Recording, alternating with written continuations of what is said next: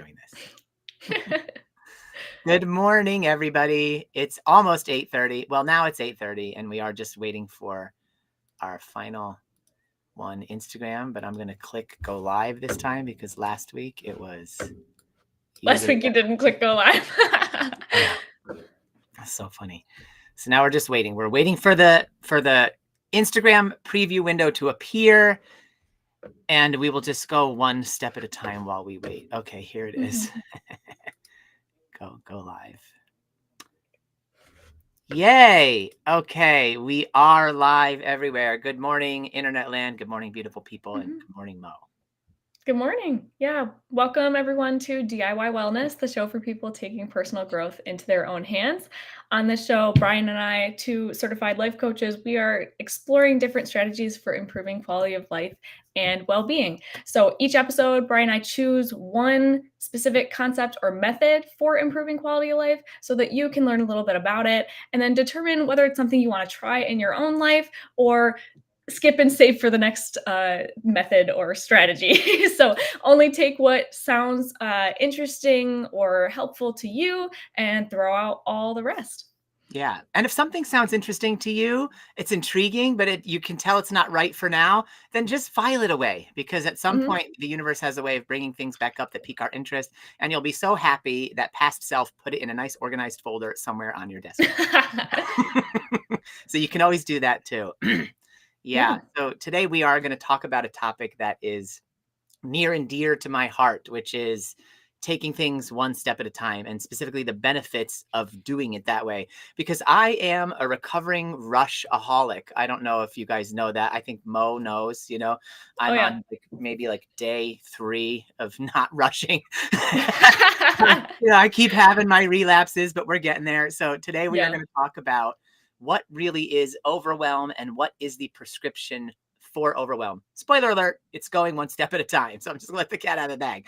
And we're also going to talk about multitasking and the myth of multitasking, and really how damaging it can be to split our focus artificially simply because culture said you should get more done. And finally, we are going to sort of give some ideas about how you can slow down, how you can implement this going one step at a time thing in your life without it kicking up all the stress and driving you crazy because, hey, I'm not getting things done fast enough. Because that's what happens to me. I try to go slow and then I feel the freak out and then I want to go fast again. So we're going to get into that pattern a little bit and help you guys unwind it. So with that being said, Mo, how are you taking personal growth into your own hands this morning? Yeah, so I'm trying to take things one step at a time. There's a lot of big things happening in my life right now. I'm starting a new job. I'm coaching a color guard team. I just got a new professional certification in project management. And over the last several weeks, I've been trying to compartmentalize stuff because it just all feels like a lot. It can cause a little bit of overwhelm. And the only way that I'm getting through it is by focusing on one thing, doing one task, and then trying not to think about the other stuff until I do the next one. So that's what Brian and I are going to kind of talk about today, is how do we get through periods of overwhelm by focusing on one thing at a time. Yeah. And is it working? Is it working as you focus on one thing at a time? Is that helping? Oh, it helps so much. It's honestly, I think it's the only way through, because when I try to hold everything at once in my brain, and I always have multiple things on my plate at a time, when I try to hold it all at once and then run through that list in my head of oh, I got to do this, I got to do that, I got to do that, it just causes a spiral. It makes you feel so messy and lost to be trying to make progress on everything at the same time. It's too much pressure to put on your brain and your body. But then when you're okay, the only thing that I'm going to think about right now is this one thing and the one action that I can take to make a little bit of progress on it. Okay, that's the only way that it's okay, I know where I'm going. I have a path forward and I can take one step in front of the other, literally left, right, left, right. That's the only way forward on this one thing at this one time, and then I can tackle the next thing. It just feels so much more achievable. I think achievable is my favorite word to describe this. The way that you think about the things on your plate, if you're looking at one thing at a time as opposed to 10, it feels more achievable. Yeah. Oh my gosh, exactly. Because as soon as things start to seem overwhelming or too big, they'll cause that freeze. It's like Yeah. that ancient proverb is popping into my head. It's like the journey of 1,000 miles begins with one step, right? We've heard Mhm. that so many times and it seems all so cliche and stuff. Yeah. But I think the reason it's coming up so often in our culture is because we really have forgotten that the journey of 1,000 miles starts with one step. And we think, oh, the journey of a Mhm. thousand miles starts with me getting in my Lamborghini and pushing the pedal down and going 60. Like, so that's the first step is I should just rush, but Yeah. that's just cultural. Like, really, the first step is the first step where you are able to maintain presence, maintain focus, right? Because anything other than that isn't you taking steps. It's you rushing, it's you flailing. It reminds me of this guy, David Berceli. He is the guy who founded this technique called TRE. It stands for tension and trauma release exercises. And his whole thing is about how we don't take it slow enough in our lives. We don't take it slow enough so we don't learn to shake out whenever things are bothering us. We don't remember to do the tremble thing that all of the other species do, because that's what TRE is. It's like a gentle guided shaking. The point, though, is he became so focused and understood like what it means to go slow that he now has this thing where he refuses to go rush and to be flustered, even to the point now where if he's late for a flight, he will just take it with the same equanimity. He will move through life with the same peace, the same flow. He won't even try to up his pace to see if he gets there on time, because he is so rooted in the fact that everything is made of energy and that the truth of his experience is based on his ability to maintain peace. That includes even if he misses a flight, even if he misses that conference, that all of the consequences of whatever happens as a result of him staying in peace, he's okay with. And whatever they are, but he has peace the whole time. So I'm not saying like go and ignore all of your commitments and just like let your life fall apart, because he also doesn't do that, right? He finds a way through and plans life now in such a way that he can go at that slow pace. But in the beginning, when he was prioritizing slow over progress, there were things that fell off.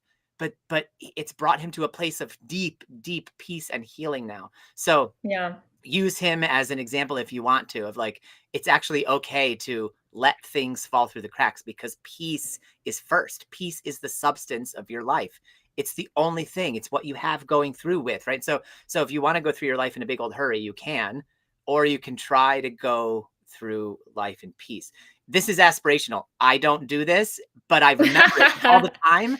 And when I remember it, it does allow me to like in the car, I'm like feverishly in a rush to go somewhere. And I'm like, that the car is the stupidest place to be in a rush, frankly, because like you're not going there any faster no matter what. There's actually been research studies to show that the people who get all crazy at stoplights and the people who just take it easy, they get there within minutes of each other. So it's like, Yeah. chill out. You know what I mean? So anyway, when I'm having these freak out rush, cultural rush things where we're programmed to do this and it's hard to overturn it, I remember David Berceli walking through the airport in peace while late.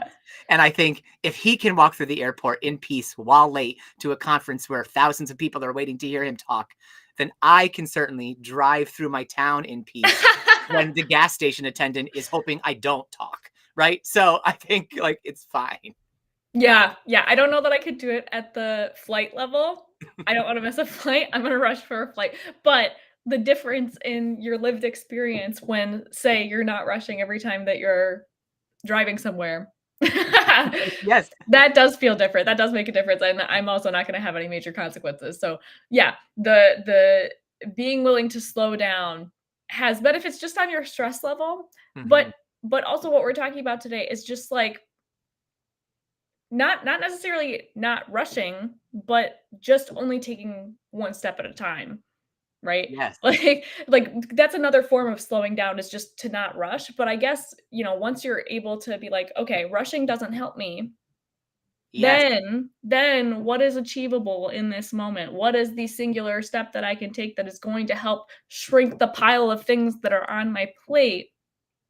Yeah. Therefore, as that pile shrinks, then hopefully it'll alleviate some of the other overwhelm. So we're both trying to reduce urgency and just pressure and overwhelm, which I guess are two similar but different things. Yeah, it's almost like as you're talking, I'm realizing the reason my brain went there is because rushing is like a precursor. Like It's very Mhm. hard for us to adopt a mindset that's going to take one step at a time if we still feel caught in the delusion that rushing is actually going to be helpful, That's that true. rushing somehow helps us accomplish more, that rushing will get it done faster, because that's not the truth. Like that, and that, Mhm. that goes right to the myth of multitasking, which is this idea that if we do, instead of just doing one thing at a time, we do more than one thing at a time, well, then lo and behold, we will get more than one thing done in that same amount of time. Obviously, that's what we think, or why would we be doing it, right? Like, there'd be no Mhm. reason to juggle if you knew inherently that juggling two tasks was still going to take the same amount of time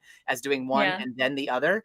Then you would not juggle them, because you'd be like, that's just harder and more stressful. I might as well do one and then the other, which is the truth. It is actually easier to do one and then the other, but we have been lied to by our culture. I'm not saying conspiratorially by some elite group necessarily, but our culture has it wrong. We have got it wrong. We've got it wrong that somehow breaking up our brain between multiple tasks at the same time and trying to do them all at the same time, or to juggle between them in quick succession, is somehow going to be better and more joy producing and actually help us get there faster. The truth is, we Yeah. either get there slower or not at all, or at the same rate. So we Right. definitely don't get there faster. It's the one outcome that doesn't happen when we multitask. Yeah. We certainly will not get there faster, but we may get there more frazzled and more stressed out. Yeah. Yeah, so to back up the point that Brian just made, research shows in multiple studies that the more a person needs to multitask and context switch in their jobs, the less motivated people are to do their jobs. Their job satisfaction is a lot lower, they get less done. And actually, context switching specifically, which you're doing when you're multitasking, tends to cause a 40% loss in productivity. The actual Yeah. percentage can vary depending on the, type of context switching, but on average, you lose 40% of your productivity when you're constantly context switching or doing too many things at once. That is a lot of loss. Like if you think about, like, if I do task 1, stop task 1, and then do task 2, stop task 2, right? Whatever. I just do one thing at a time versus if I'm trying to do this and this at the same time and this and this and this, you're, like, basically losing, like, half of your work capacity. Yeah, it's true, or more, because honestly, this goes right to the heart of creativity as well. Creativity, we understand now, and science backs this up too, that the way deeply into the creative state is to immerse. It's to be immersed, to get Mhm. immersion, right? One And thing at a time. one thing at a time, exactly. Yes. And you can't get to that level of immersion when you're context switching or multitasking. Either one of those things is going to mess with your ability to tap into the flow state, your ability to become deeply creative. And then inside the flow state and inside your ability to become deeply creative is also where innovation is. It's where problem Yeah. solving is. It's where those unexpected solutions just pop into our brain out of nowhere. They come from being able to get into that flow state, be creative, and then when you hit a problem, leave it behind and go for a walk or something, and then you get the ideas. None of that process is remotely possible when you're running Yeah. around multitasking between different things. So Yeah. really, your ability to actually solve your problems and be innovative in that solution is Yeah. truncated. Like, you cut it off at the knees when you make Yeah. multitasking and doing more than one thing at a time your particular way of life. So stop it Yeah. if you can help. Well, yeah. So in other words, you will never be able to do your best work when you're trying to do multiple things at a time. Yes, exactly. That's it. That should be the bumper sticker right there. You will never be able to do your best work when you're trying to do multiple things at the same time. That's so true. So let's switch this on its head then now. Let's talk a little bit about what are some of the benefits to doing things one step at a time, the benefits to having this single one pointed focus that allows you into this immersive state ultimately. Yeah, yeah, and Brian already used the word. You get more focused. You're able to concentrate. You feel more productive because you're checking one thing off at a time rather than spinning or switching from one thing to the other. You feel clearer. You're better able to access your I guess higher knowledge, creativity, Mhm. problem solving skills, all like Brian mentioned before. And you're also more likely to be able to make strong aligned decisions, things that are Mhm. like inspired by your values, things that are informed by your prior knowledge rather than just kind of like throwing spaghetti at a wall and trying to do as much as possible all at once. Yeah, the values one is so important because values are this thing like, what do I value, right? Like, I value joy, I value peace, I value a sense of like authenticity in my life. Those are just off the cuff ones for me. But the idea here is that values are hard.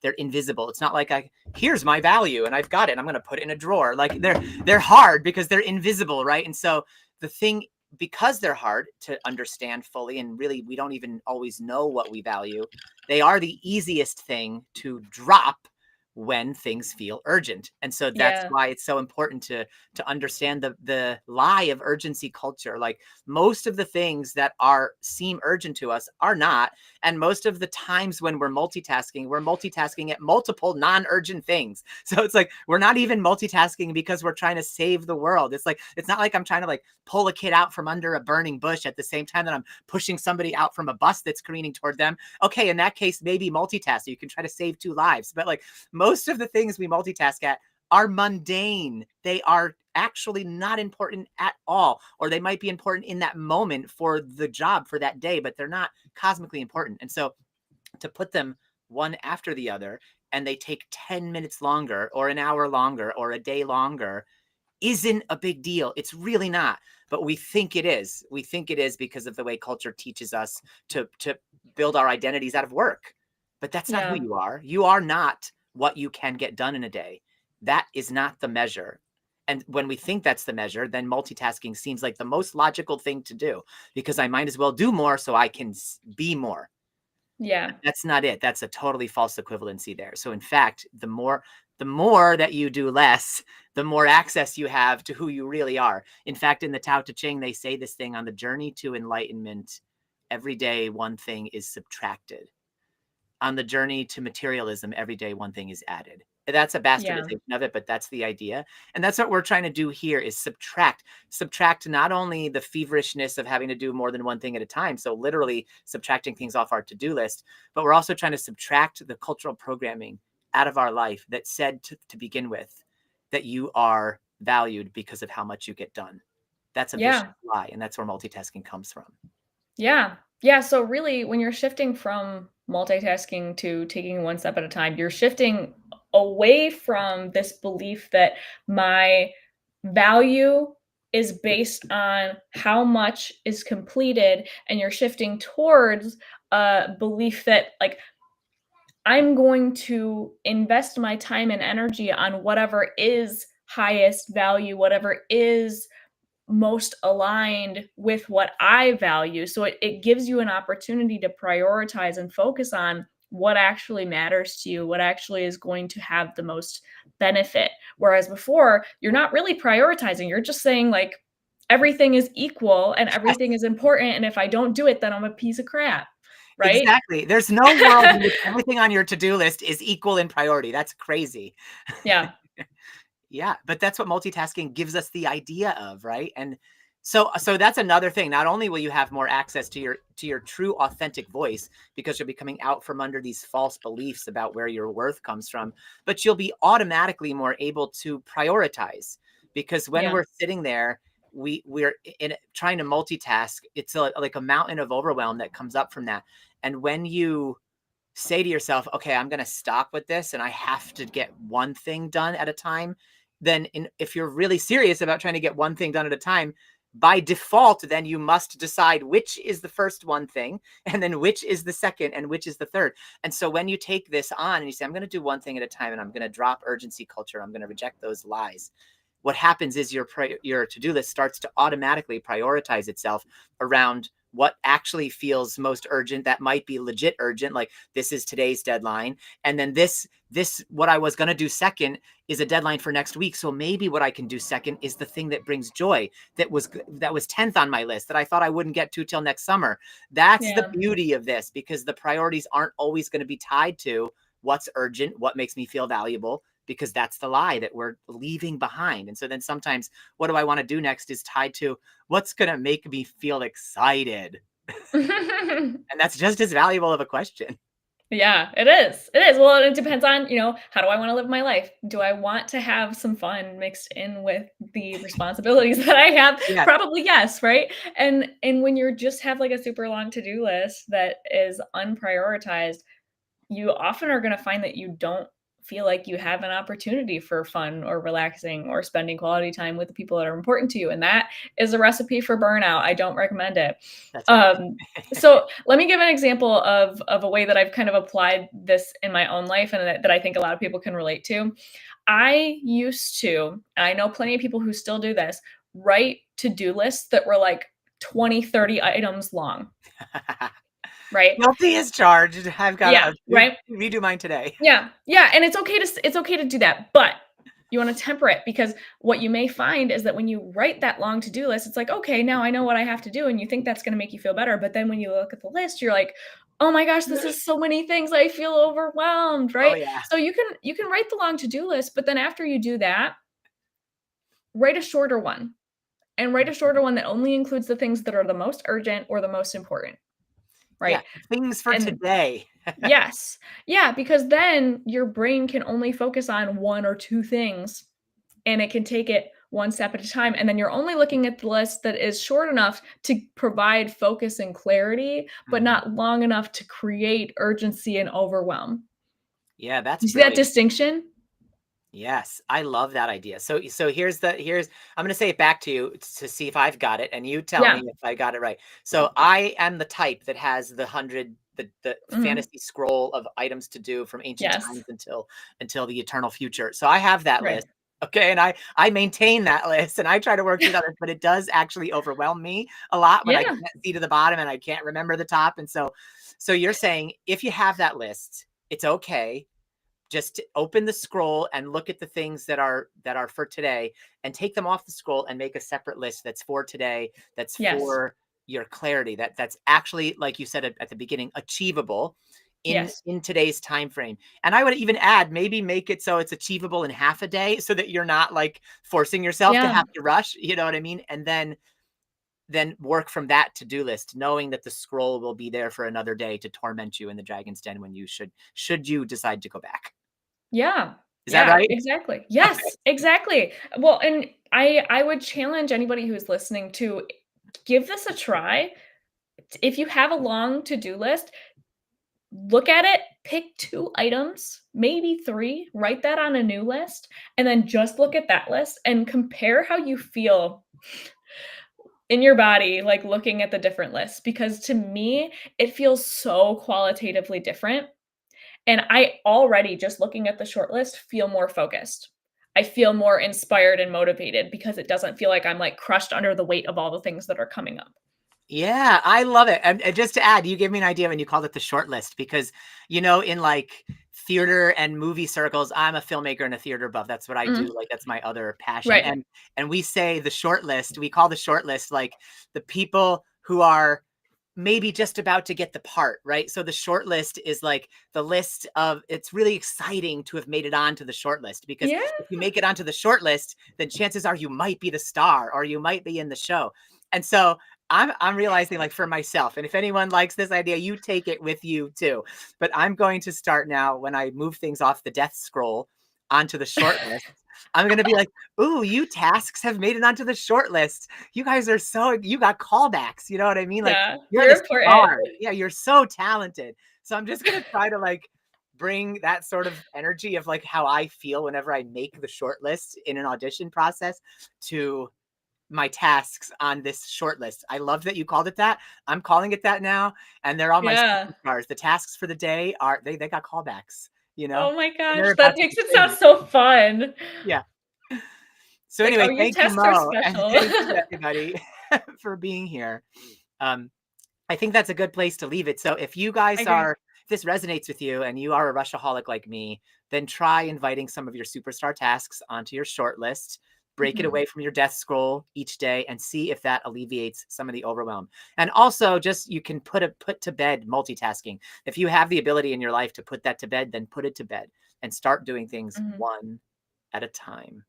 And you Yeah. will notice that there's more joy, more ease, more peace, and more flow. And you'll get more done. And you'll get more done. Yes, that's right.